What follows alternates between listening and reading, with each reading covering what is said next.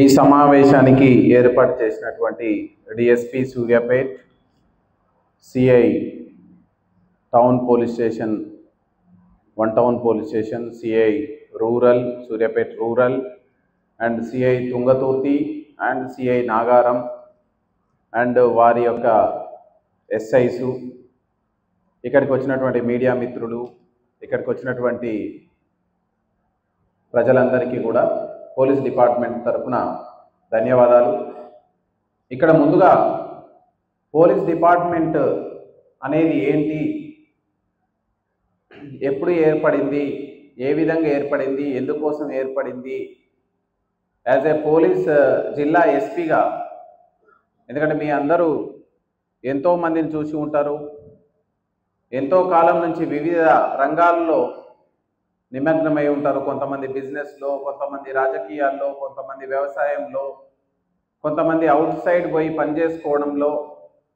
కానీ police department అనేది ఇప్పుడు మనం అనుసరిస్తున్నటువంటి చట్టాలు అనేవి మనకి ఎన్నో సంవత్సరాల క్రితం ప్రజల మధ్యలో సత్సంబంధాలు, శాంతియుత వాతావరణం, అలజడి లేకుండా, గొడవలు లేకుండా ఎవరి మార్గంలో వాళ్ళు పయనించడానికి ఈ చట్టాలని తీసుకొచ్చినాం. ఆ చట్టాలను అమలు చేసేటువంటి క్రమంలో పోలీస్ డిపార్ట్మెంట్ని తీసుకొచ్చినాం. ఇప్పుడు మనం ఈ చట్టంలో చూసుకుంటే 1861వ సంవత్సరంలో మనకు ఇండియన్ పీనల్ కోడ్ మనకు అమల్లోకి వచ్చింది. 1861వ సంవత్సరం. ఇప్పటికి దాదాపు 150 సంవత్సరాలు దాటినాయి. 150 సంవత్సరాలు దాటినటువంటి క్రిందట మనకి ఇండియన్ పీనల్ కోడ్ రాయడం జరిగింది.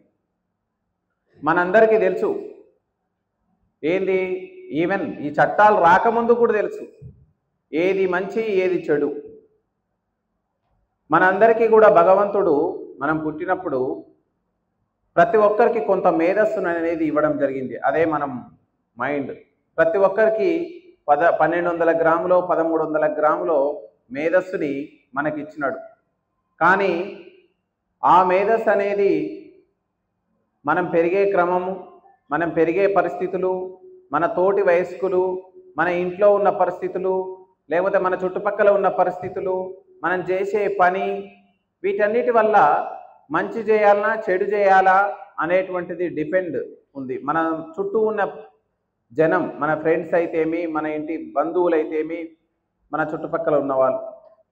మీకు చెప్తున్నాను, 1861వ సంవత్సరంలో మనకు అమల్లోకి వచ్చినటువంటి చట్టంలో వాస్తవానికి ఒక వ్యక్తి ఇంకొక వ్యక్తిని తిడితే ఏ సెక్షన్ కింద కేసు అవుతుంది, ఎంత శిక్ష ఉంటుంది అనేది అప్పుడే రాయబడ్డది.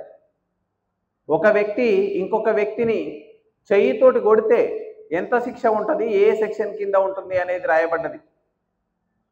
ఇంకొక వ్యక్తి, అదే వ్యక్తి ఒక కర్రతోటో ఒక మొద్దు వెపన్తో కొడితే ఎంత శిక్ష ఉంటుందని రాయబడ్డది.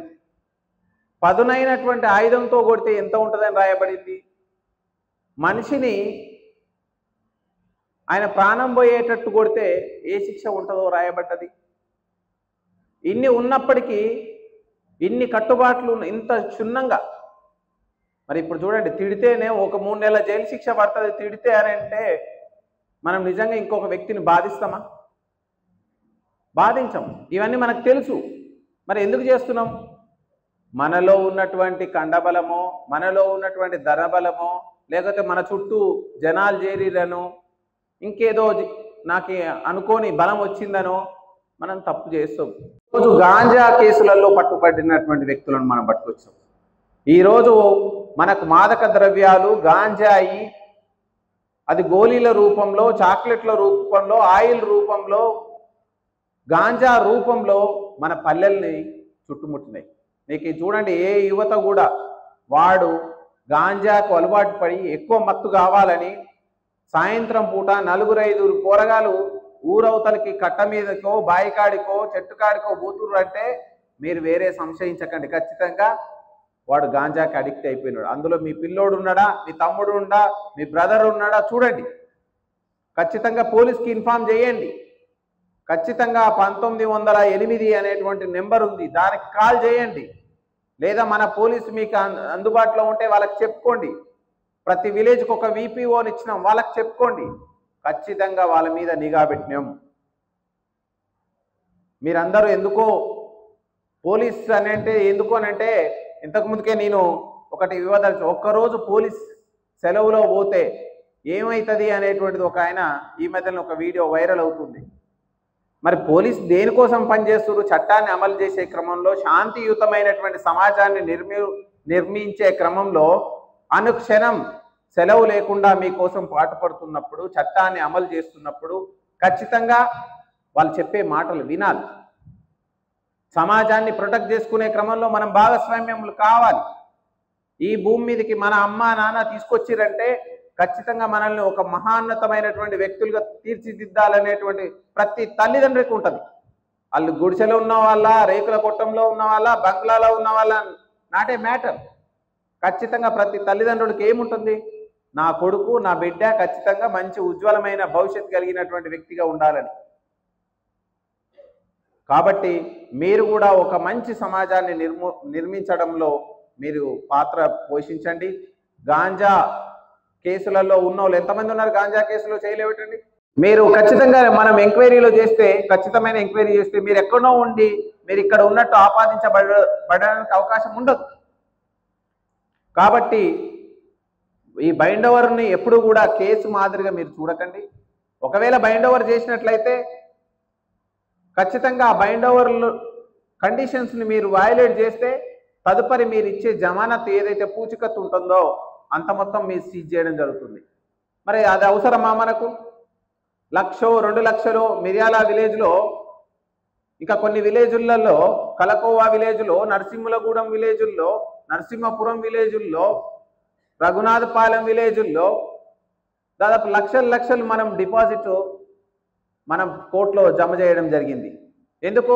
వాళ్ళు బైండ్ ఓవర్ ఇచ్చారు, మళ్ళీ పోయి కొట్లాటలో ఉన్నారు, మళ్ళీ బైండ్ ఓవర్ ఇచ్చినారు, పోయి నేరం చేసినారు. ఇక మరి ఏం చేయాలి చెప్పండి? ఇంకా మీరే రాతపూర్వకంగా మేము చెయ్యమని ఇచ్చిన వాగ్దానాన్ని మీరే అడ్డు మీరితే ఏం చేయాలి? దయచేసి ఆ విధంగా చేయొద్దు. మీరే చేయడమే కాదు, మీరు ఇప్పుడు ఇక్కడి నుంచి వెళ్ళిన తర్వాత 100 మందికో 1000 మందికో 1000 మందికి మీరు చెప్పాలి.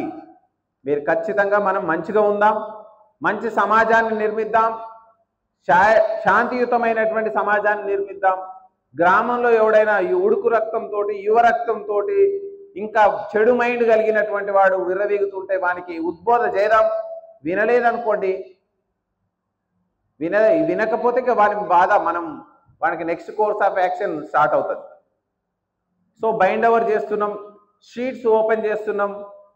షీట్స్ ఓపెన్ చేసి నెలకో 2 నెలలకో 3 నెలలకో ఒకసారి చెక్ చేసుకుంటున్నాం. మీరు ఏం చేస్తున్నారు, ఏం కథ, ఏమైనా ఇల్లీగల్ యాంటీ సోషల్ యాక్టివిటీస్ చేస్తున్నారు అని చూస్తాం. వినలేదనుకోండి, నేనేం చేస్తాను చెప్పండి? మళ్ళీ తదుపరి నేరాలు చేయడమే అలవాటు ఉంటే నేనేం చేస్తాను? జిల్లా నుంచి కాదు, మీ ఊరు నుంచి కాదు, మీ మండలం నుంచి కాదు, ఈ జిల్లా నుంచే బయటికి పంపించే, చట్ట ప్రకారం బయటికి పంపించే ఏర్పాట్లు చేస్తా. చట్ట ప్రకారం వినకపోతే ఏం చేస్తాం?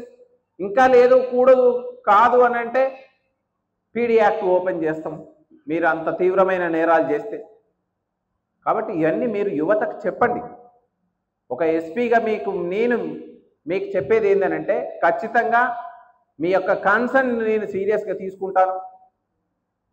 అదే క్రమంలో నాకు మీరు ఇవ్వాల్సినటువంటి వాగ్దానం ఏంటంటే, మేము కాదు సార్, మేము ఎవరిని కూడా చేయనీయకుండా మేము కాపాడుకుంటాం మా గ్రామాన్ని, మా పల్లెని, మా పంచాయతీని, మా వార్డుని, వాటెవర్ అని చెప్తాము అనేటువంటి దానికి ఇది ఒకటి.